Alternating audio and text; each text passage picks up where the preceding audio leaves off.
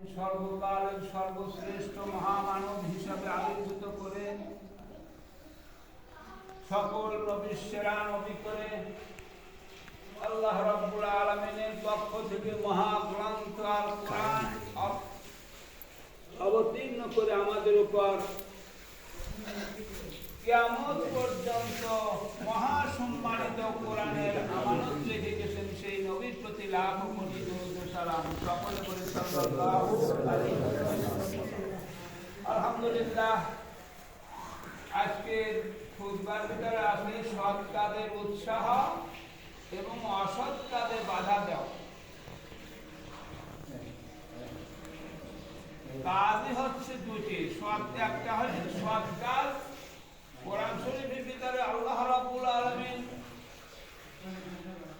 এমন কত আয়াত নাযিল করেছেন যে আয়াতের একটা আয়াত তেলাওয়াত করলে সমস্ত কোরআনের কথাগুলি বোঝা যায় যে এই কোরআনের সম্পূর্ণ শেষ আয়াত। এই একটা আয়াতই কোরআনের ব্যাখ্যা হয়ে যাবে। সুবহানাল্লাহ। যেমন কোরআন শরীফের ভিতরে আল্লাহ রাব্বুল আলামিন বলেছেন বিসমিল্লাহির রহমানির রহিম, ওয়ালাকাদ বাআসনা ফি কুল্লি উম্মাতির রাসূলা আন ইবুদুল্লাহা ওয়াজতানিবুত তাগুত ফামিনহুম মান হাদাল্লাহ ওয়া মিনহুম মান হাক্কাত আলাইহিদ দালালা ফাসিরু ফিল আরদি ফানজুরু কাইফা কানা আকিবাতুল মুকাজ্জিবিন। আল্লাহ রাব্বুল আলামিন বলছেন যে আমি আমার হুকুম প্রতিষ্ঠা করো এবং আমার নিষিদ্ধগুলি বর্জন করো। এই কথা প্রতিষ্ঠা করার জন্য আমি প্রত্যেক জাতির মধ্যে রাসূল প্রেরণ করেছি। সুবহানাল্লাহ। কতবার ওদের কাউকে আমি হেদায়েত করেছি আর কতকে সঙ্গত কারণে বিভ্রান্ত হয়েছিল।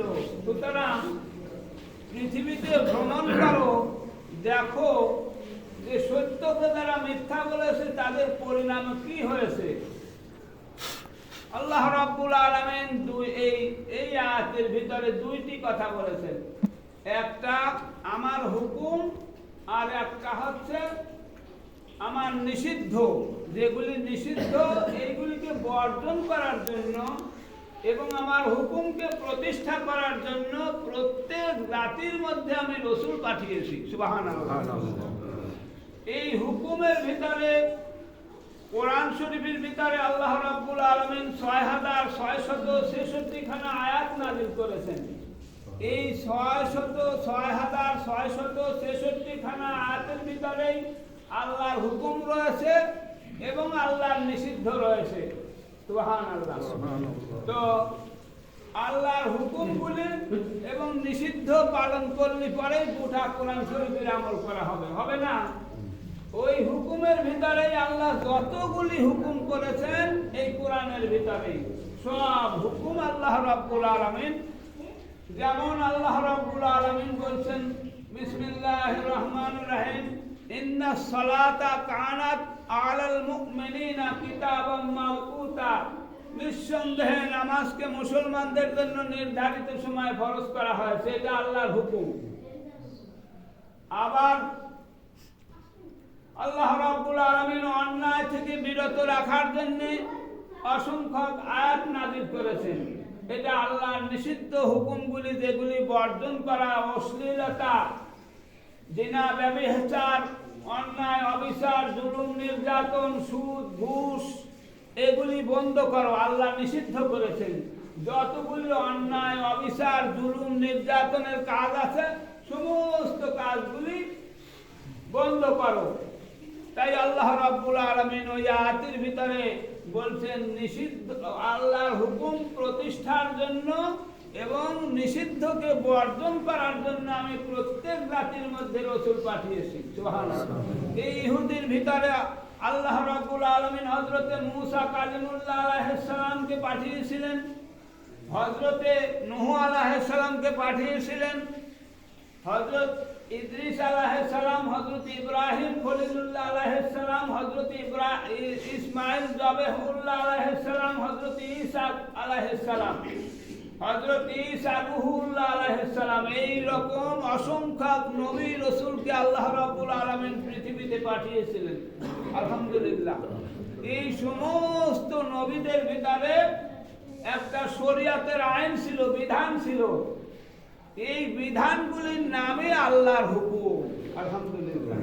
কাজে আল্লাহ রাব্বুল আলামিন যে বলেছেন প্রত্যেক জাতির জন্যই আমি রাসূল পাঠিয়েছি, তাদের কাজ ছিল কি? আমার হুকুমকে প্রতিষ্ঠা করো আর নিষিদ্ধগুলিকে বর্জন করো। এই কথাগুলি বলে দেওয়ার জন্যই আমি নবী পাঠানোর উদ্দেশ্য। সুবহানাল্লাহ। আর সমস্ত নবীদেরকে বলে দিয়েছিল যে তোমরা যদি ভালো কাজ করো, ভালো পুরস্কার আমি আল্লাহ কিয়ামতের মাঠে দেব। আর যদি আমার হুকুম অমান্য করো, নিষিদ্ধগুলিকে বর্জন না করো, তাহলে তোমার শাস্তি কিয়ামতের মাঠে দেব। এই শাস্তির কথা হযরতে আদম শফিউল্লাহ আলাইহিস সালাম বলে গেছেন যে কিয়ামত হবে। হযরতে নূহ আলাইহিস সালাম বলে গেছেন কিয়ামত হবে। এইভাবে অসংখ্য আল্লাহর জমিনে যত মানুষগুলি পৃথিবীতে আসছিলেন, সকল নবীরাই কিয়ামতের ঘোষণা দিয়ে গেছেন যে কিয়ামতের ভয়াবহ দিন হবে। আমরা যে যেমন আমল করব, সেই আমলের প্রতিফল আল্লাহ রাব্বুল আলামিন কিয়ামতের মাঠে দিবেন। এই কথা কোন নবী রাসূলরাই গোপন রাখেন নাই। রাখছেন কি? কোন নবী রাসূলরাই গোপন রাখেন নাই। সমস্ত নবী রাসূলরাই প্রকাশ করে দিয়েছেন যে তোমরা কিয়ামতের জন্য যত ভালো কাজ করবে আল্লাহ রাব্বুল আলামিন তার পুরস্কার দান করবে। সুবহানাল্লাহ। কোরআন শরীফের ভিতরে আল্লাহ রাব্বুল আলামিন বলছেন, মান কানা ইউরিদু হারসাল আখিরাতি নাজিদ লাহু ফি হারসি ওয়া মান কানা ইউরিদু হারসাদ দুনিয়া নুতিহি মিনহা ওয়া ফিল আখিরাতি মিন নাসিব। আল্লাহ রাব্বুল আলামিন বলছেন যে ব্যক্তি পরকালের ফসল কামনা করে, আমি আল্লাহ রাব্বুল আলামিন তার দুনিয়ার নেক আমলের ফসলগুলি বর্ধিত করে দেই। সুবহানাল্লাহ। আমি যদি একটা নেক আমল করি, আল্লাহ রাব্বুল আলামিন এই একটা নেক আমলকে বর্ধিত করে 100 থেকে 700 গুণ আল্লাহ বাড়ায় দিবেন। সুবহানাল্লাহ। আর যদি একটা কাজ করি, যদি দুনিয়ার আখিরাতকে ভুলে যাই, যদি দুনিয়ার যে সমস্ত কাজ আছে এই কাজে মস্ত হয়ে যায়, আখিরাতের কোনো কাজ আমার ভিতরে না থাকে, আল্লাহ রাব্বুল আলামিন বলছেন ওই আয়াতের ভিতরে আল্লাহ রাব্বুল আলামিন বলছেন যে ব্যক্তি দুনিয়া কামনা করে এবং দুনিয়া কামনার জন্য যে কাজ করবে, আমি আল্লাহ রাব্বুল আলামিন তাকে অতটুকু পুরস্কারই দেব। কিন্তু আখিরাতে তার কোনো অংশ থাকবে না। নাউযুবিল্লাহ। এটা কি ভালো হলো? যে আল্লাহ সমস্ত পয়গম্বরগুলি, আল্লাহর নবীরা আখিরাতের কথা বলে গেছেন। আল্লাহর ওলিরা বলছেন, হযরতে ইমাম গাজ্জালি অথবা যে কোনো একজন আল্লাহর ওলি বলছিলেন যে আখিরাত আর এই ইহকাল আর পরকাল, এই যে দুটির ভিতরে তফাৎ কত দূর। উনি ব্যাখ্যায় বলে গেছিলেন, তার কিতাবে লিখিত করে গেছেন যে দুনিয়ার সমস্ত এই আসমান, প্রথম জমিনে যত সরিষা বীজ বপন করে রাখি, সব এক জায়গায় স্তূপ করে রাখো, তারপরে একটা কবুতর আসি একটা সরিষার দানা নিয়ে দ্বিতীয় আসমানে নিয়ে রাখে আসি। আবার 70,000 বছর পর পর একটা সরিষার দানা নিয়ে দ্বিতীয় আসমানে রাখে আসি। এইভাবে 70,000 বছর পর পর যদি একটা সরিষার দানা নিয়ে দ্বিতীয় আসমানে নিয়ে যায়, দুনিয়ার সমস্ত সরিষা বীজ শেষ হয়ে যাবে, কিন্তু আখিরাতের কোনো শেষ নাই। আলহামদুলিল্লাহ। এই আখিরাতের পুরস্কার কার জন্য? আল্লাহ রাব্বুল আলামিন বলছেন ইন্নাল্লাযীনা আমানু ওয়া আমিলুস সালিহাতি কানাত লাহুম জান্নাতুল ফিরদাউসি নুজুলা। নিঃসন্দেহে যারা আল্লাহর প্রতি ঈমান এনেছে, নেক আমলগুলি করেছে, সৎ কাজ করেছে, তাদের মেহমানদারির জন্য আমি আল্লাহ রাব্বুল আলামিন সর্বোত্তম বেহেশতের অর্থাৎ জান্নাতুল ফিরদাউসের ভিতরে তাদেরকে মেহমানদারি করাবো। আলহামদুলিল্লাহ। আর সেখানে তারা যা চাবে তাই পাবে। আলহামদুলিল্লাহ। তাদের পাদদেশে নদী প্রবাহিত থাকবে, যিনি যে খাদ্যর আশা করবে সেই খাদ্যই তার ভিতরে আছে। কিন্তু যারা এই জমিনের ভিতরে জুলুম করবে, অত্যাচার করবে, আল্লাহ রাব্বুল আলামিন বলেন ফিহা নারে জাহান্নামা খালিদিনা ফিহা। যে ব্যক্তি অপরাধী হয়ে আমি আল্লাহ পাকের দরবারে উপস্থিত হবে, তার শাস্তি হবে জাহান্নাম। নাউযুবিল্লাহ। এই জাহান্নাম থেকে মুক্তির জন্য আল্লাহ রাব্বুল আলামিন আমাদেরকে এই মহা সম্মানিত মহাগ্রন্থ আল কোরআন দিয়েছেন। বিশ্বনবী সাল্লাল্লাহু আলাইহি সাল্লামের মারফতে 1400 বছর পূর্বে আমানত রেখে গেছেন। সেই আমানত উম্মতে মুহাম্মদী সাল্লাল্লাহু আলাইহি ওয়াসাল্লামের জন্য বিশ্বনবী সাল্লাল্লাহু আলাইহি সাল্লাম বলে গেছেন, মান তারাকতু ফীকুম আমরাইন লান তাদিল্লু মা তামাসসাকতু বিহিমা কিতাবাল্লাহি ওয়া সুন্নাত রাসূলিহি। আমি তোমাদের মাঝে দুইটি জিনিস রেখে গেলাম, এই দুইটি জিনিসকে যারা মজবুত করে ধারণ করবে তারা ইহকাল পরকালে কখনো পথ হারা হবে না। সুবহানাল্লাহ। তারপরে আল্লাহ রাব্বুল আলামিন যারা আল্লাহর প্রতি ঈমান এনেছেন তাদেরকে বলে দিয়েছেন যে আল্লাহর উপর ভরসা করো, ওয়া আলাল্লাহি ফালিয়াতাওয়াক্কালিল মুমিনুন। যে ব্যক্তি আমি আল্লাহ পাকের উপর বিশ্বাস করে তাদেরকে আল্লাহর উপর ভরসা করা উচিত। সুবহানাল্লাহ। অন্য আয়াতে আল্লাহ রাব্বুল আলামিন বলেন যারা আমি আল্লাহ পাকের উপর ভরসা করে আমি আল্লাহ রাব্বুল আলামিন তাদের জন্য যথেষ্ট হয়ে যায়। আলহামদুলিল্লাহ। যে ব্যক্তি আল্লাহর উপর ভরসা করে, কোরআন এবং হাদিসের উপর যা আছে আল্লাহ হুকুম দিয়েছেন সবগুলি মেনে নিলাম, আল্লাহ রাব্বুল আলামিন যা নিষেধ করেছেন সব বর্জন করলাম, এই মোমেন যদি এই কথার উপর আত্মসমর্পণ করে নিজের থেকে বলে থাকে, আল্লাহ বলেন আমি আল্লাহ তার জন্য যথেষ্ট হয়ে যাই। সুবহানাল্লাহ। অন্য আয়াতে আল্লাহ রাব্বুল আলামিন বলেন আল্লাহু ওয়ালিউল্লাযিনা আমানু ইউখরিজুহুম মিনাজ যুলুমাতি ইলান নূর। আল্লাহ রাব্বুল আলামিন বলেছেন যে ব্যক্তি আমি আল্লাহর উপর ঈমান এনেছে, আমি আল্লাহর হুকুম পালন করে, আমি আল্লাহর উপর ভরসা করে, আমি আল্লাহ রাব্বুল আলামিন তাকে কি করি, অন্ধকার পথ থেকে বের করে আলোর পথে আনয়ন করি। সুবহানাল্লাহ। এই আলোর পথ দিয়ে আমাদের গন্তব্যস্থল, আমার মৃত্যুর পরে কবর আছে, হাসর আছে, মিজান, পুলসিরাত, জাহান্নাম সবগুলি পাড়ি দিয়ে দেই আল্লাহর জান্নাতুল ফিরদাউস সর্বোত্তম বেহেশত রাজ্য আছে। এই বেহেশতের ভিতরে আল্লাহ রাব্বুল আলামিন আমাদেরকে মেহমানদারি করাবেন। সুবহানাল্লাহ। এটা হলো আল্লাহর নূরের পথ। আল্লাহ রাব্বুল আলামিন আরো বলেছেন ওয়াল্লাযিনা কাফারু আউলিয়াউহুমুত তাগুত ইউখরিজুনাহুম মিনান নূর ইলা যুলুমাত উলাইকা আসহাবুন নার হুম ফিহা খালিদুন। আর যারা আমার সাথে বেঈমানি করবে, যারা কুফরি করবে, আমি আল্লাহর সাথে যারা কুফরি করবে তাদের অভিভাবক হয় কে? শয়তান এবং তার দল।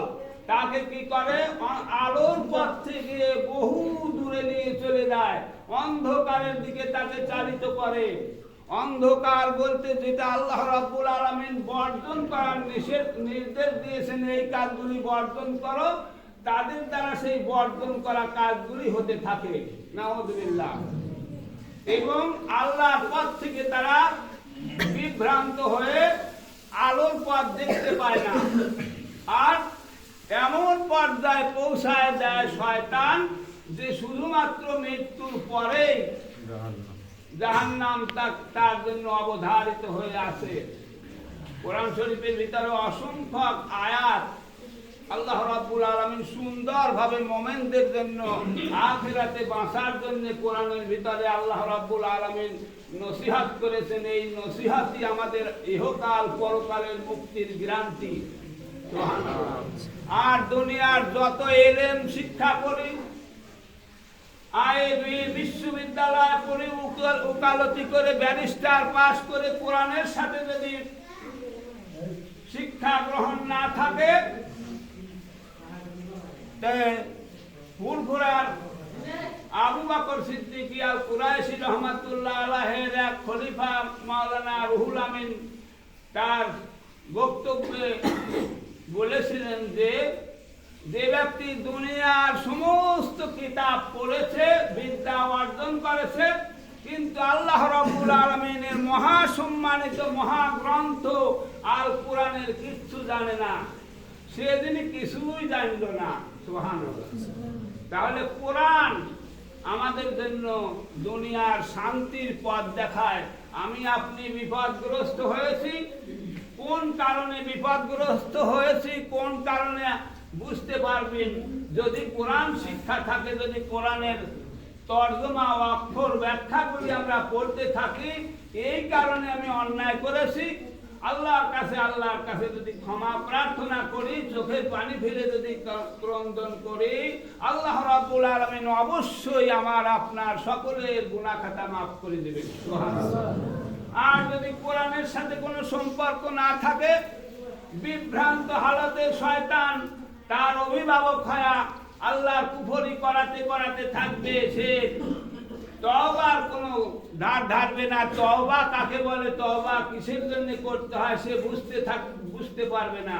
আল্লাহ ওই জন্যই বলেছেন, ওয়াল্লাযীনা কাফারু আউলিয়াউহুমুত তাগুত ইউখরিজুনাহুম মিনান নূরি ইলাজ জুলুমাত উলাইকা আসহাবুন নার হুম ফিহা খালিদুন।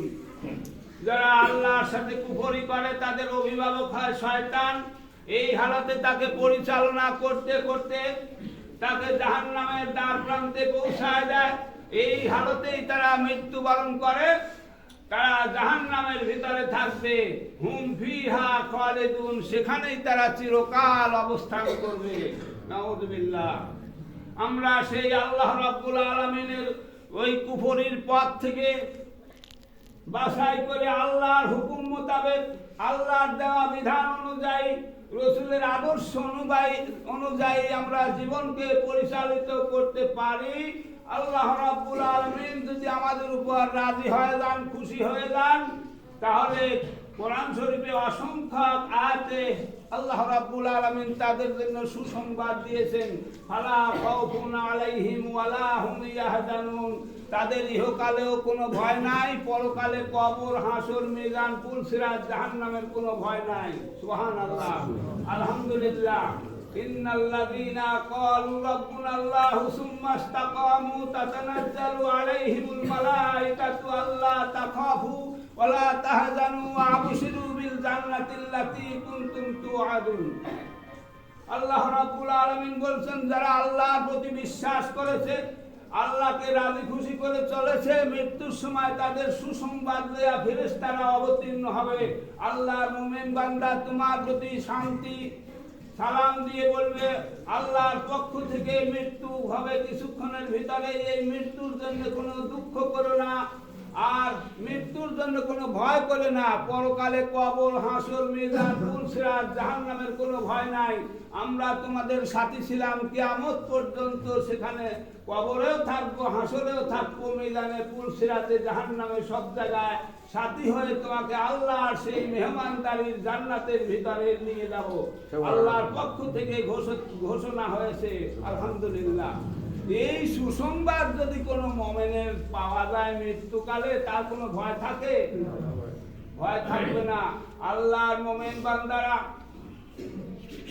আপনাদেরকে হাতে পায়ে ধরে বলছি, কোরআনের পথে আমরা আসি। মৃত্যুকালে অসংখ্য মানুষের জানাজা নামাজে বলেছি, এই আখিরাত চিরস্থায়ী আর মৃত্যু দুনিয়া ক্ষণস্থায়ী।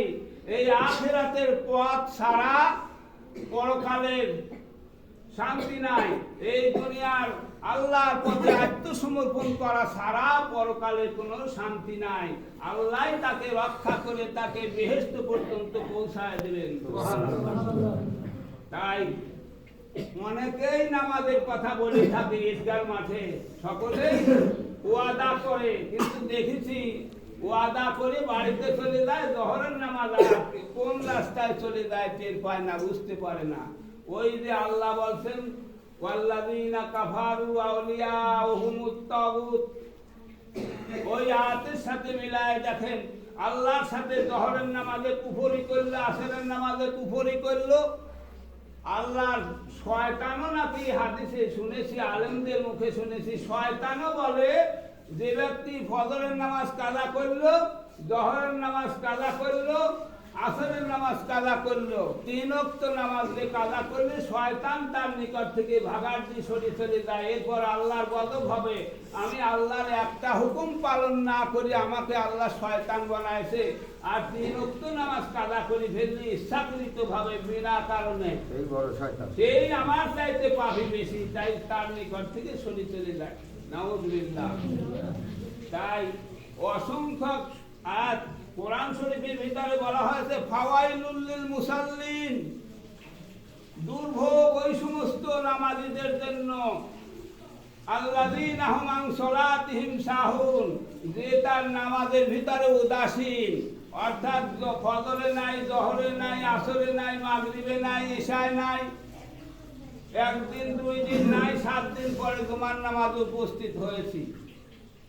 আল্লাহ রাব্বুল আলামিন এই সূরা মাউনের ভিতরে তাদের জন্য দুঃসংবাদের কথা বলেছেন।